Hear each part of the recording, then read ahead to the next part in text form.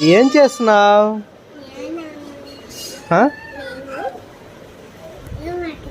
Homework రాస్తున్నావా? Miss చెప్పిందా homework రాయమని? చెప్పమా. ఏం రాసావు చూపించు ఒకసారి. వావ్, ఐ రాస్తున్నావా? ఎవరు నేర్పించారు ఐ నీకు? మిస్ నేర్పించిందా? సూపర్గా రాస్తున్నావు తల్లి. వావ్.